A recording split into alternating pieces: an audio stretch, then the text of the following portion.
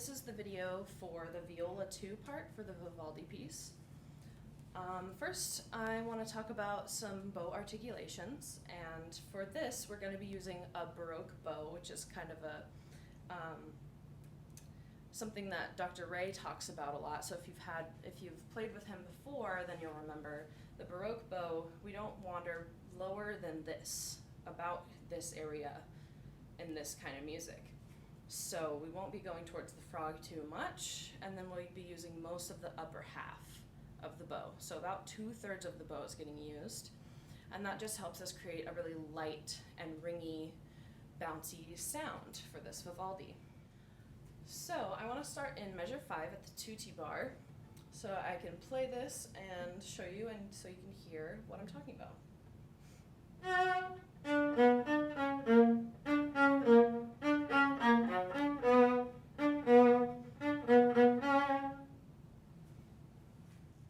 So you notice that I'm not really straying to the frog too much. It's really light, and Monique talked about something in her videos called the smiley bow, and that's kind of when you make a round kind of gesture.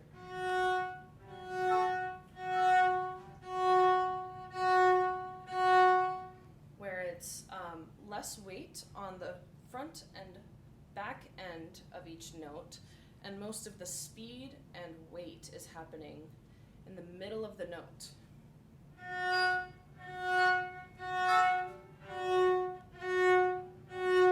And even in my arm, it kind of feels like a swing, like a smiley face. So we really want to focus on that for this kind of bowing.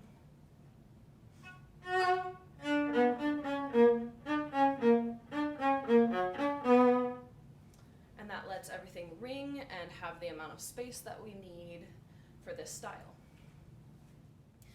Next, I'd like to talk about some gestures for this kind of music.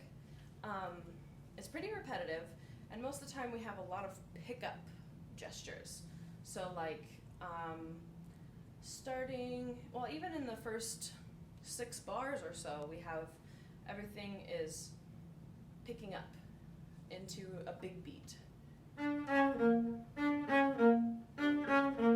So I'm putting the most stress on those big beats so that it sounds really exciting. I want to go to measure, let's see, we'll start in measure 24, where we have these 16th note gestures, and it's the same thing, but just a little bit more notes in between.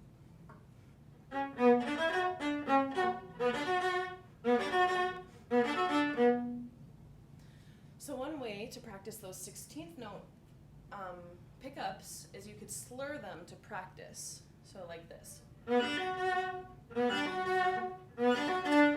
So that you know how much bow you need to use and how much accent can go on to the big beat that comes after it.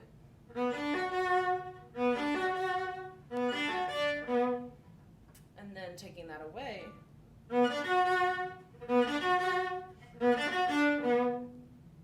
makes it a little bit easier to know where we're supposed to be putting the impulses. The last spot that I want to talk about in this wraps up everything that I was just talking about, as well as throws in some trickier accidentals, so I just want to go through it kind of slowly so you can hear those, and then you can do that at home as well. Go through this slow so that you can feel really confident about the notes, and this is measure 53.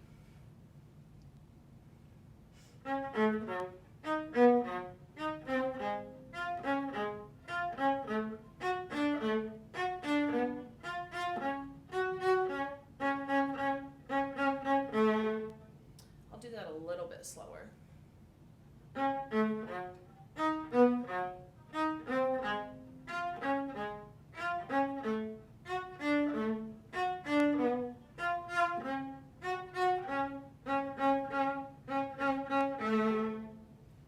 So the notes that we really want to make sure are in tune are like the D sharps, E sharp, and especially the C sharps with the high 3rd finger. Want to make sure those are all really in tune. And then you can go through and use your metronome and whatever will help you to get this solid, and really confident about the notes. I hope this was really helpful for everyone. If there's anything else in this music that anyone needs help with, you can always reach out to me, and that's best over text or email for me. And yeah, I hope you're excited to learn this music.